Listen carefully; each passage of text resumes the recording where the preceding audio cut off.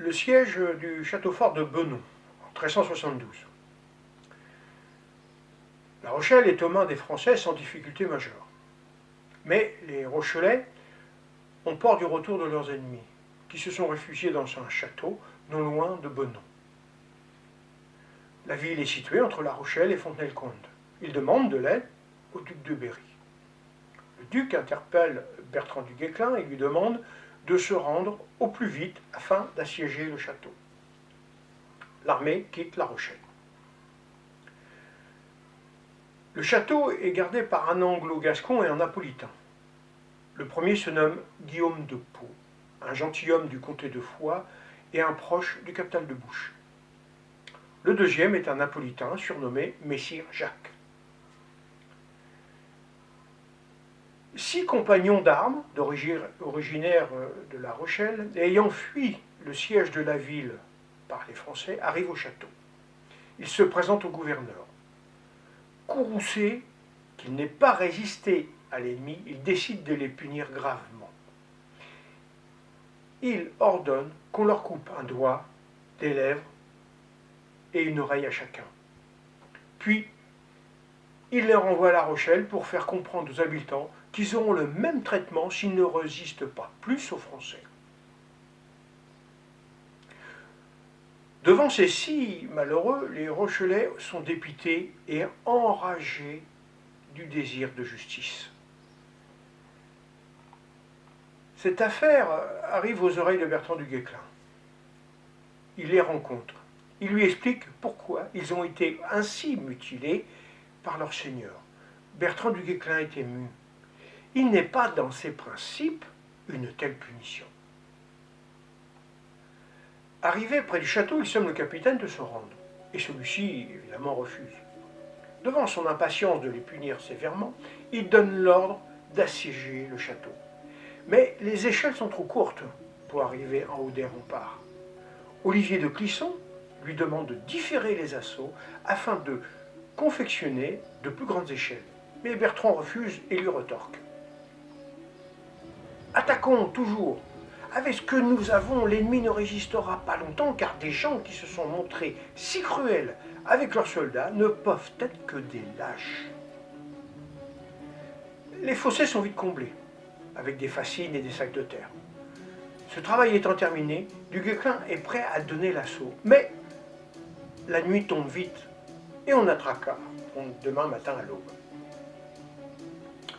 Dans la nuit, Guillaume de Pau, avec une douzaine de cavaliers, sortent du château et pénètrent dans le camp des Français au cri « Captal de Buch, victoire !» afin de semer la peur et donc la zizanie dans le camp des Français. Mais l'avant-garde de Bertrand veille sur le camp. Elle est commandée par Geoffroy Payen, un des meilleurs écuyers de la compagnie d'Olivier de Clisson. La garde se défend énergiquement, mais Geoffroy Payen est blessé dans le combat. Les Français se ressaisissent et mettent en fuite les Anglais. En repartant, ils font prisonnier Geoffroy, sanglant et percé de coups. Arrivé au château, Geoffroy demande à ses ennemis de le ramener pour se faire soigner.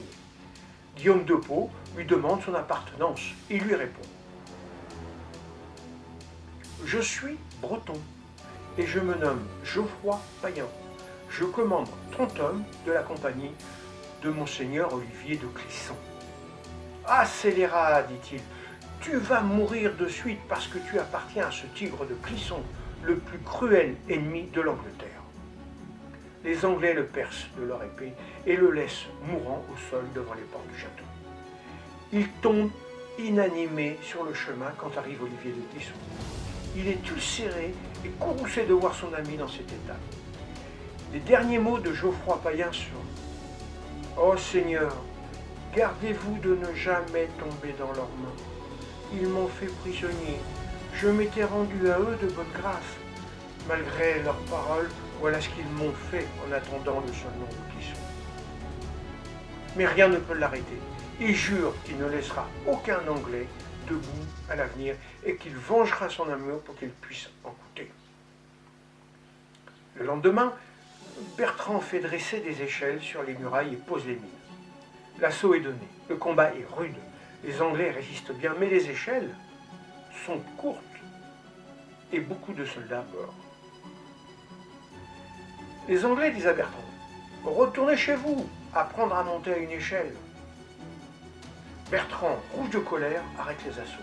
Il ordonne le minage de la muraille. Protégés par les armes balétriers français, les sapeurs creusent le pied des remparts. Puis, un pan de mur explose. Les Français s'y engouffrent et entrent dans le château. Ils tuent tous ceux qui leur résistent. Le capitaine de la garnison et ses derniers hommes se réfugient en hâte dans le donjon, leur dernier refuge. Voyant qu'ils vont perdre le combat, ils décident de négocier si on les laisse sains et saufs avec leurs biens. Bertrand refuse leur demande. Il leur explique qu'ils doivent se rendre complètement sans aucune condition. À regret, ils s'exécutent.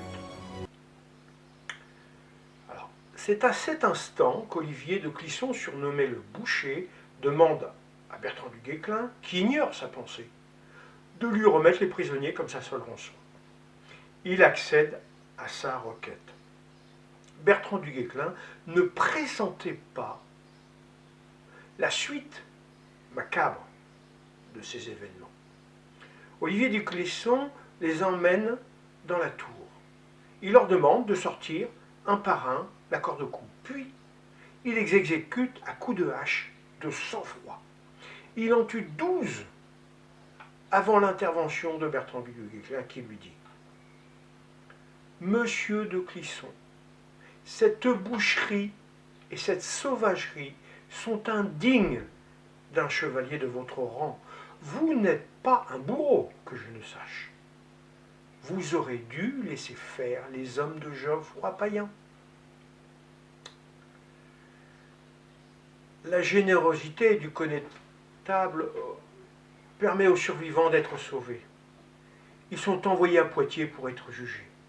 Les fortifications du château de Benon seront restaurées et une forte garnison y sera installée.